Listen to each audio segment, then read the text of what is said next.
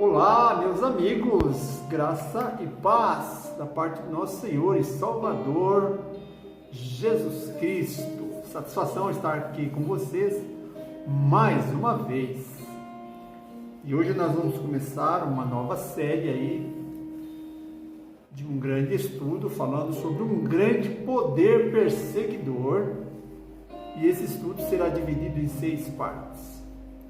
Espero que você fique conosco até o final dessa série de 6 estudos aqui, falando desse poder que persegue, né? A Bíblia fala que antes que Jesus venha, haverá um período de grande tribulação e a igreja verdadeira de Deus, que guarda os mandamentos de Deus, deverá ser perseguida. Então nós vamos começar esse estudo falando sobre esse poder perseguidor. Peço que você inscreva-se, peço que você ative aí o sininho na opção todas para receber as notificações. Deixe o seu like, que é muito precioso para nós. Também que você compartilhe com os seus amigos e deixe a sua opinião sobre esse assunto. É muito importante a sua opinião. Amém? Mas nós vamos fazer uma oração, como de costume, para darmos início ao nosso estudo desta manhã. Então, assim como você está, por favor, feche seus olhos. Vamos falar com o Papai do Céu. Ó eterno Deus, nós te louvamos, nós te engrandecemos, porque o Senhor é bom e as suas misericórdias duram para sempre, Senhor. Obrigado pela oportunidade que nos dá de estudar a Tua Palavra. Por favor, abençoa-me, abençoa os amigos que são amigos do canal, já são inscritos. Aqueles que não são inscritos, que o Senhor possa abençoá-los. Igualmente, eles sintam o desejo de estudar as palavras proféticas. E que o Senhor nos dê sabedoria para conduzirmos mais esse tema tão importante, Senhor. Cuida dos amigos que talvez estejam enfermos, desempregados, com problemas de relacionamento familiar, que o Senhor possa pôr as tuas mãos, abençoar, curar, libertar e transformar, principalmente salvar, para a tua honra e para a glória do teu reino, em nome do Senhor Jesus. Muito obrigado, ó Pai. Amém. Amém.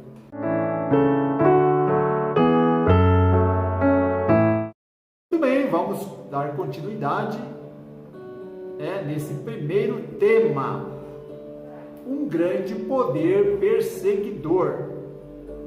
Amados, Apocalipse capítulo 13 fala de forças satânicas que estão tentando obter a adesão de todo ser vivente. Existe uma batalha, um conflito cósmico entre o bem e o mal, entre Jesus Cristo e Satanás. E o foco de Jesus, como também de Satanás, é adoração. Somos convidados a adorar ao Deus Criador, né? E Satanás também, ele quer ser adorado. A princípio ele queria ser como Deus, exaltar-se acima de Deus. Então ele foi expulso de lá do céu. Transferiu-se essa batalha para a terra, que nem todos nós sabemos pelas escrituras sagradas, e infelizmente ao homem pecar, tornou-se escravo do pecado. Mas a Bíblia diz que Jesus veio a este mundo para salvar os homens dos seus pecados. Então existem forças satânicas que estão tentando ganhar a adesão do ser humano. A decisão de cada pessoa determinará o seu destino eterno. Cristo assegura ao seu povo o vigilante cuidado e a aprovação divina. A fidelidade dos seguidores de Cristo em resistir às tiranias de Satanás serão reconhecidas e recompensadas pelo céu. O Apocalipse deixa claro, amados, que há 2 poderes no planeta. cada um com um plano específico para unir a raça humana. Esses dois planos globais ou projetos são essencialmente incompatíveis um em relação ao outro, de tal forma que um tem de eliminar o outro. Para que o bem vença, é necessário que o mal seja extinto, e vice-versa. Então existe um conflito cósmico. Os capítulos 13 e 14 do livro de Apocalipse confrontam duas grandes questões. Primeiro, o capítulo 13 retrata a atuação de Satanás por meio de poderes terrenos para exigir adoração da parte da humanidade. Já no capítulo 14 do livro do Apocalipse apresenta o convite de Deus para que o adoremos, né? A questão correlata, tanto no capítulo 13 como no capítulo 14, é a quem a humanidade prestará sua lealdade, sua adoração, mesmo em face à morte. Uma advertência para todos nós. O objetivo do nosso estudo não é condenar ou difamar alguma pessoa ou organização religiosa, jamais. O propósito é chamar a atenção de todos para a importância de descobrirmos a verdade, uma vez que Jesus falou que ao conhecermos a verdade, seríamos libertos por ela. Né? São João capítulo 8, verso 32. Devemos submeter-se ao Senhor. Precisamos estar certos de que os nossos nomes se encontram no livro da vida e nossa fé tem de ser suficientemente forte para evitarmos a blasfêmia contra Deus e o sistema de tirania que logo encherá toda a terra. Então nós temos que evitar. Há duas coisas a evitar: a blasfemar de Deus e evitar aderir-se ao falso sistema de adoração que, infelizmente, já nos nossos dias atuais está arregimentando todas as religiões em torno de um falso dia a ser santificado. Mas a Bíblia diz que a humanidade, em sua grande maioria, vai aderir. Oxalá, amigo, que eu e você possamos estar espertos a ponto de não aceitarmos a falsa adoração, mas adorarmos unicamente ao Senhor, Criador dos céus e da terra. Mas quem é o verdadeiro inimigo? Amados, fomos advertidos: o diabo desceu até vós, cheio de grande ira, cheio de grande cólera, sabendo que pouco tempo lhe resta. Apocalipse capítulo 12, versículo 12. Então vi subir do mar uma besta. Todos nós sabemos, para quem está acompanhando o canal, que besta representa um sistema, um poder, uma autoridade, seja ela política e religiosa. Então, a besta é um poder que se levantaria sobre a terra. Então, vi subir do mar uma besta que tinha 10 chifres, 7 cabeças, e sobre os seus chifres 10 diademas, e sobre as suas cabeças nomes de blasfêmias. Apocalipse capítulo 13, versículo 1. A questão de subir do mar, o texto grego favorece a versão: e ele se pôs em pé. A ideia de que o dragão, que também profeticamente é reconhecido como o próprio Satanás, o qual acabou de ser apresentado pelejando contra a igreja remanescente ou restante dos fiéis, ficou em pé na praia. O que ele ficou fazendo em pé na praia? Ora, esperando que surgisse da terra uma besta, ou seja, um poder que ele investiria e pudesse usar a seu favor, usar em prol da sua autoridade. É isso que Satanás estava esperando. O dragão ele colocou-se em pé sobre a areia do mar, esperando que do mar se levantasse este poder.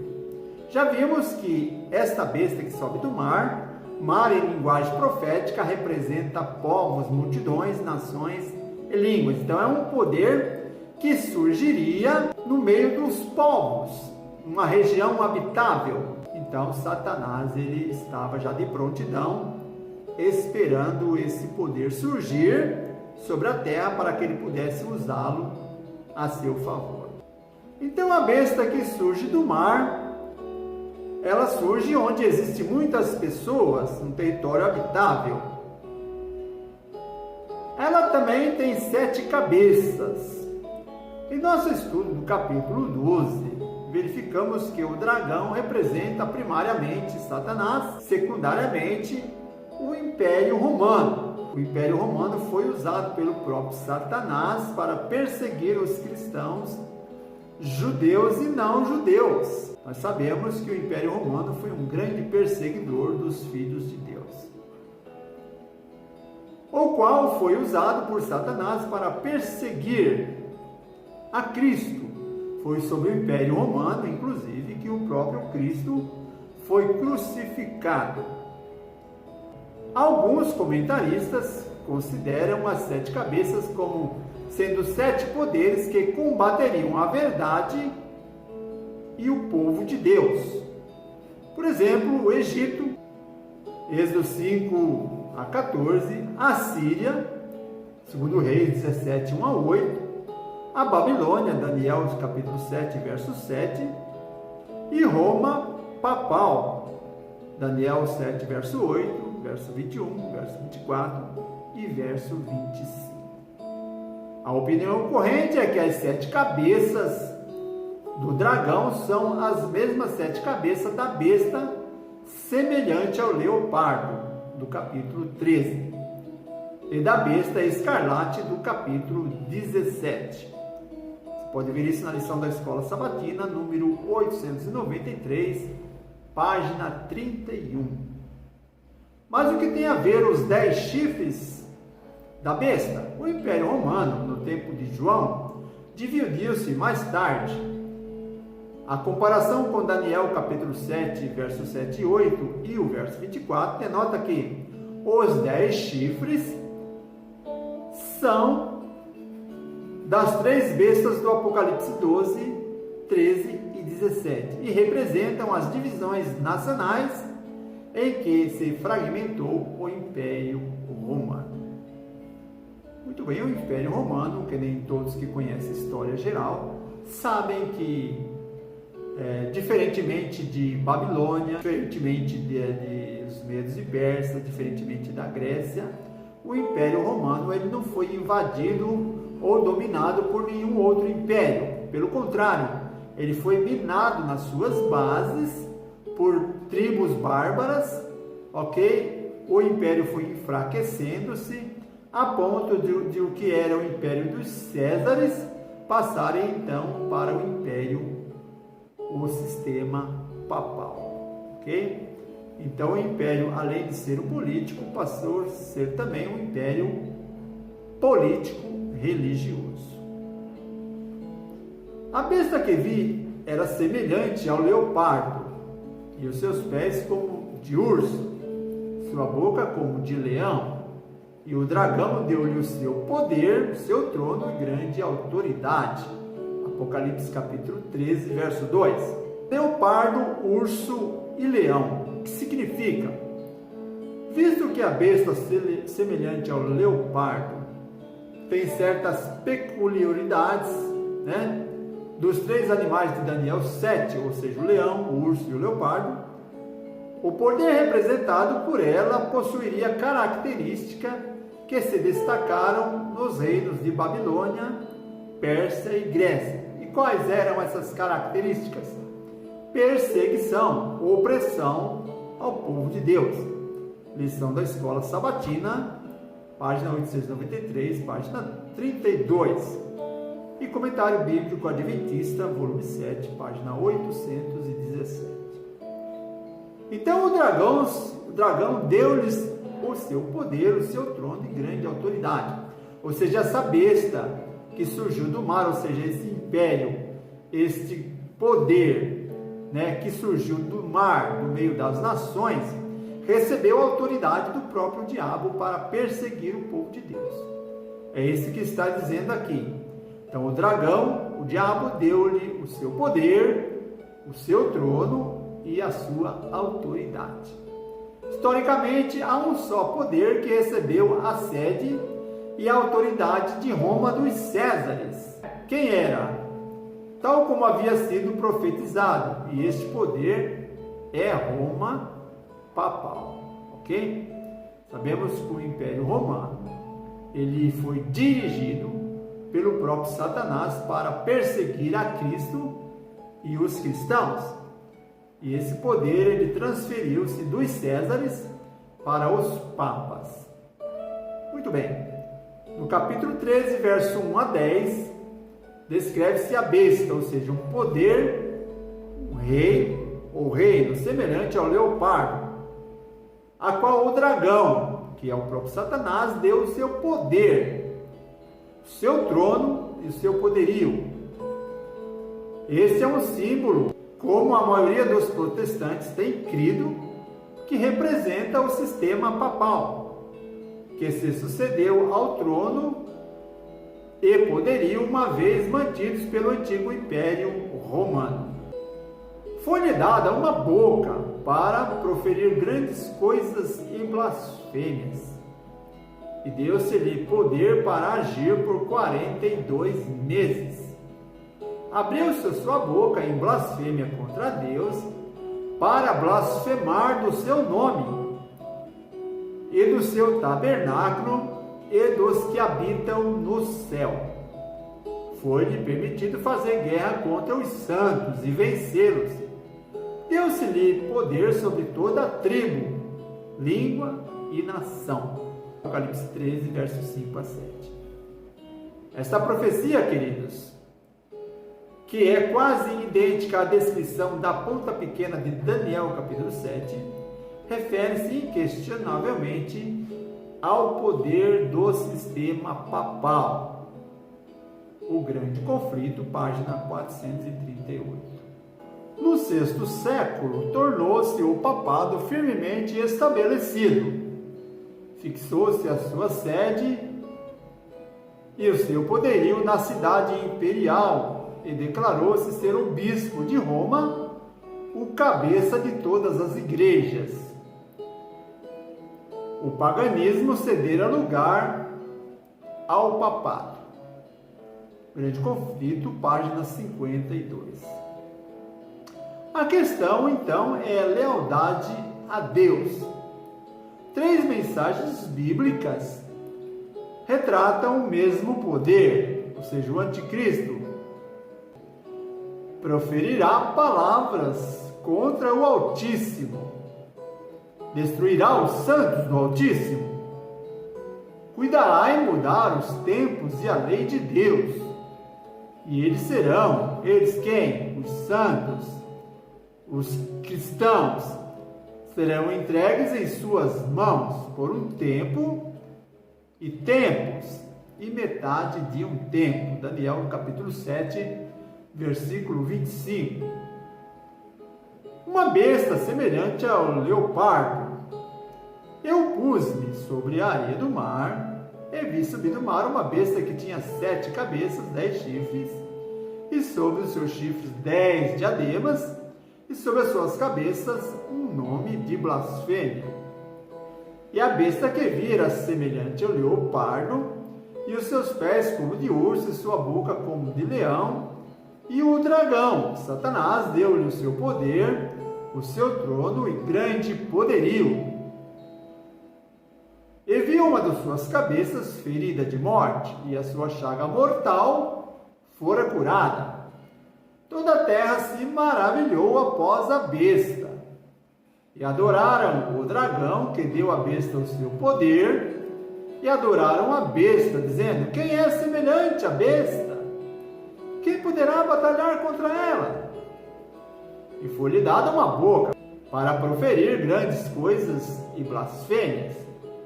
e deu-se-lhe poder para agir por 42 meses. Abriu-se a sua boca em blasfêmia contra Deus, para blasfemar do seu nome, do seu tabernáculo e dos que habitam no céu. Foi-lhe permitido fazer guerra aos santos e vencê-los, e deu-se-lhe poder sobre toda a tribo, língua e nação. Adoraram-lhe todos os que habitam sobre a terra, aqueles cujos nomes não estão escritos no livro da vida do Cordeiro, que fora morto desde a fundação do mundo. Se alguém tem ouvidos, ouça. Se alguém leva a cativeiro, em cativeiro irá. Se alguém matar a espada será morto. Aqui está a paciência e a fé dos santos.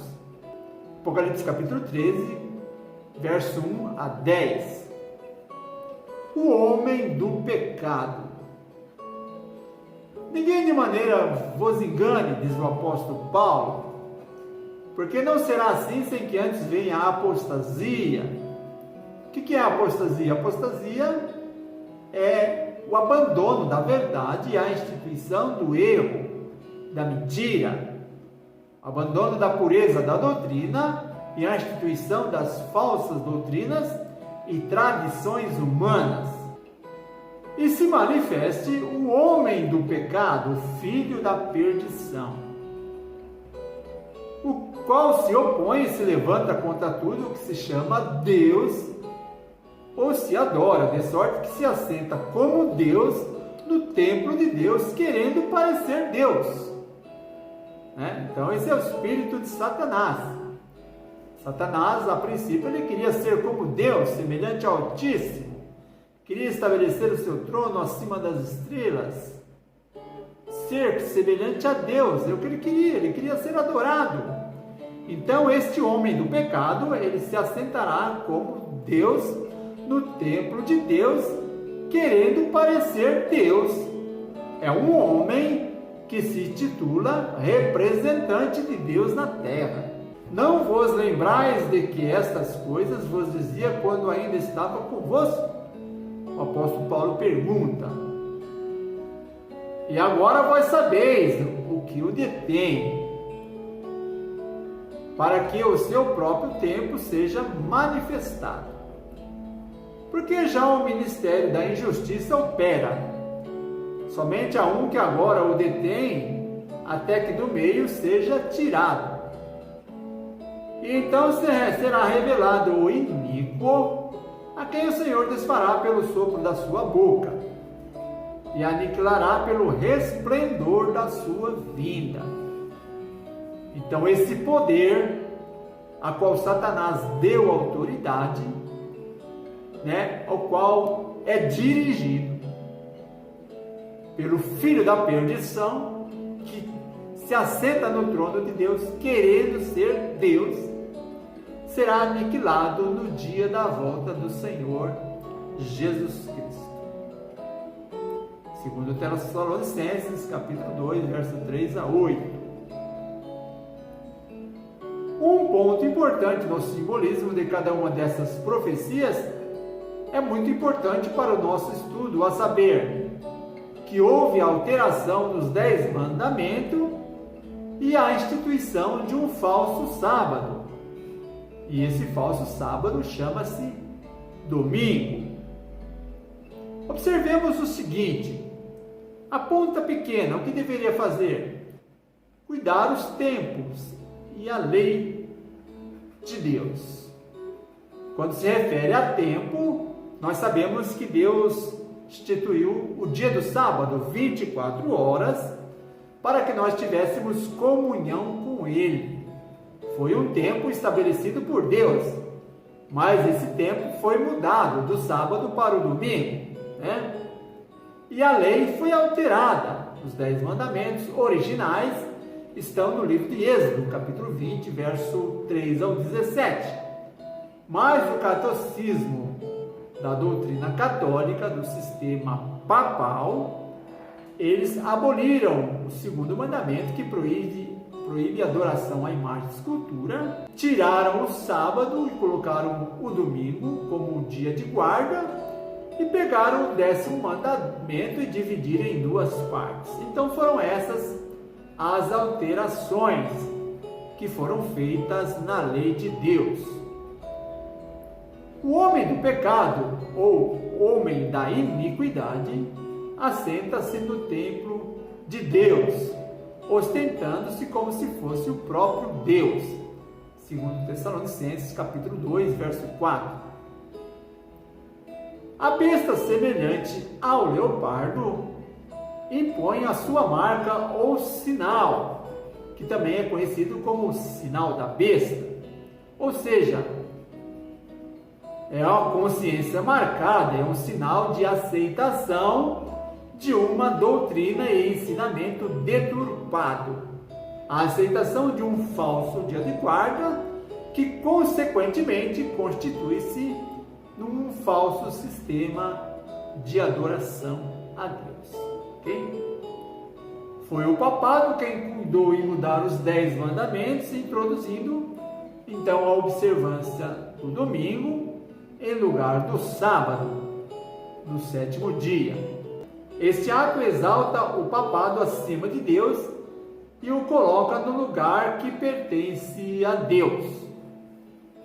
A única forma de você exaltar-se sobre uma autoridade é você passando por cima das suas ordens e colocando as suas próprias ordens. Então foi isso que o papado fez. Ele alterou a lei de Deus, o sistema papal alterou a lei de Deus, e blasfema de Deus, assentando-se no trono de Deus como se fosse o próprio Deus, porque só Deus tem o poder de perdoar os pecados. E esse sistema delega aos seus sacerdotes o direito de perdoar pecados. Isso é blasfêmia, porque o próprio Cristo foi condenado pelos judeus porque ele se dizia ter o poder de perdoar pecados. E os judeus achavam que somente quem podia perdoar pecados era o próprio Deus. Então, amigos, não se enganem. Esse poder perseguidor já está agindo. E se você observar ao seu redor os noticiários, a despeito de salvar o clima e o planeta, então está se clamando fortemente por um dia de guarda que não é o sábado, mas é o domingo. Mas você e eu sabemos que o dia instituído por Deus foi o santo sábado. Amém? Que o amor de Deus, a graça de Jesus e a comunhão do Espírito Santo esteja contigo hoje e sempre. Espero por você no próximo estudo, quando vamos continuar o estudo número 2 sobre esse tema tão importante. Que Deus o abençoe, um forte abraço e até lá!